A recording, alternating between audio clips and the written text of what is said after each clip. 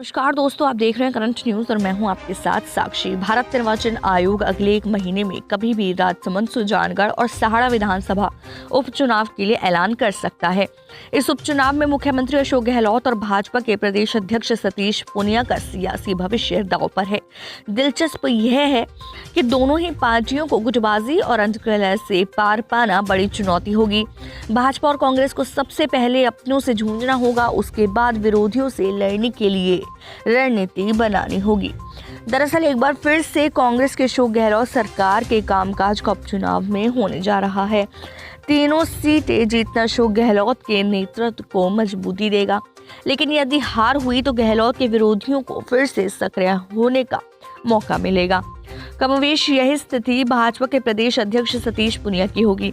उपचुनाव जीतने पर पूनिया पार्टी में और मजबूती होकर सामने आएंगे, जबकि हारने पर विरोधी खेमा पूनिया के खिलाफ मोर्चा खोल सकता है, उनके नेतृत्व पर सवाल खड़ा कर सकता है। हाल ये है कि दोनों ही पार्टियां गुटबाजी और कलह से जूझ रही हैं।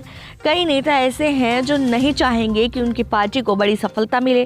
ऐसे में अपनों के विरोध का कितना असर उपचुनाव पर पड़ेगा, ये तो भविष्य के परिणाम तय करेंगे। राजसमंद, सुजानगढ़ और सहाड़ा सीटों में 2 कांग्रेस और 1 बीजेपी के पास थी।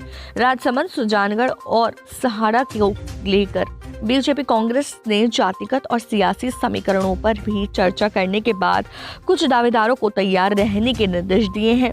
इन 3 विधानसभा सीटों में 2 जनरल की सीटें हैं, जबकि सुजानगढ़ एससी की सीट है। इनमें से 2 सीट कांग्रेस के पास थी, जबकि 1 बीजेपी के पास थी। आरएलपी ने भी इस चुनाव में प्रत्याशी उतारने की घोषणा करके इस चुनाव को दिलचस्प बना दिया है। पिछली वसुंधरा सरकार के कार्यकाल के अंतिम साल में अजमेर, अलवर और माडलगढ़ चुनाव में सचिन पायलट के नेतृत्व में कांग्रेस को सफलता मिली थी।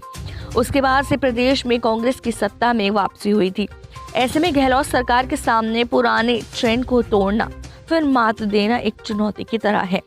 बीजेपी में नई लीडरशिप की योग्यता की परीक्षा। बीजेपी में एक खेमा यह चाहेगा कि पार्टी प्रत्याशी की हार हो जाए, जिससे निपटना बीजेपी नेतृत्व के लिए एक बड़ी चुनौती होगी।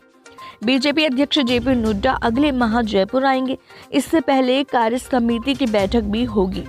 बीजेपी ने सभी मोर्चा में प्रकोष्ठ में नियुक्तियां पूरी करने की दिशा में भी काम कर लिया है और संभवतः इस माह घोषणाएं हो जाएंगी।